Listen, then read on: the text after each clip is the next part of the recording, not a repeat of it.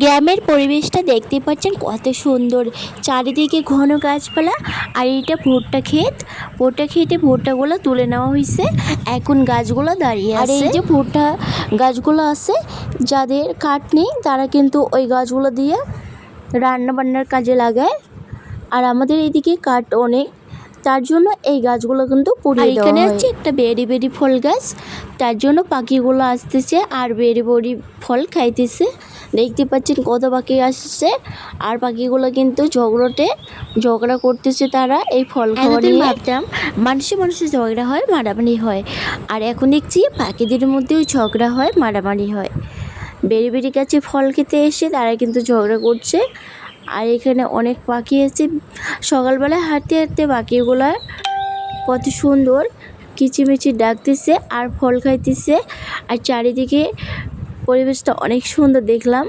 আর সকালবেলার যে হাওয়াটা ওটা খুবই ভালো। তো হাঁটতে হাঁটতে দেখলাম যে কচু পাতাগুলো অনেক সুন্দর হয়েছে, তো কিছু কচু পাতা আমি তুলে নিয়ে ভালো করে একটা কড়ার মধ্যে দিয়ে দিলাম। কড়ার মধ্যে কচু পাতাগুলো দিয়ে দিয়ে তারপর ঢাকনাটা বন্ধ করে কচু পাতাটাকে একটু আমসে নেব।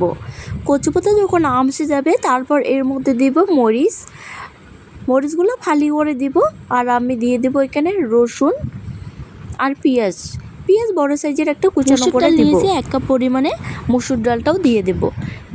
এখন দিয়ে দেবো পরিমাণ মতো পানিটা দিয়ে দেবো ডালটা সিদ্ধ হওয়ার জন্য।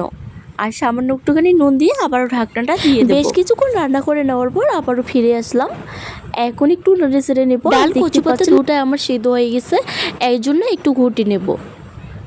আর ঘুটে নেওয়ার পর এইটা কিন্তু দেখতে পাচ্ছেন কত সুন্দর কালারটা এসেছে, আর দেখতে যেমন সুন্দর, খেতেও মাশাআল্লাহ দারুণ হয়। কচু পাতাটা নামিয়ে নেওয়ার পর তারপর আবারও কড়াইটি পরিষ্কার করে বসিয়ে দিয়ে 2-3টার মতো শুকনো মরিচ দিয়ে দিলাম তেলের মধ্যে। আর 2-3টে কাঁচা মরিচ, 2টো রসুন কুচানো, বড় সাইজের একটা পেঁয়াজ কুচানো, তার সঙ্গে 1 চামচ জিরা। এখন পেঁয়াজ লাল হয়ে আসলে এর মধ্যে কুটে রাখা কচু পাতা আর ডালটা দিয়ে দিলাম। পেঁয়াজ লাল হয়ে আসলে কচু পাতাগুলো এর মধ্যে দিয়ে দেবো। আর দিয়ে আবারও আমি একটুখানি ঘুটে নেব। কুটি নিলে এর টেস্টটা আরও বেশি পরিমাণে হবে। কিন্তু এই যে আঠালো ভাবটা আর হয় নাই, একেবারে কিন্তু কুমড়ো পাতা অথবা লাউ পাতা ভর্তার মতো হয়েছে। কেউ বুঝতে পারেনি এটা কচু পাতা, কেউ কুমড়ো পাতা, আবার কেউ লাউ পাতা বলছে।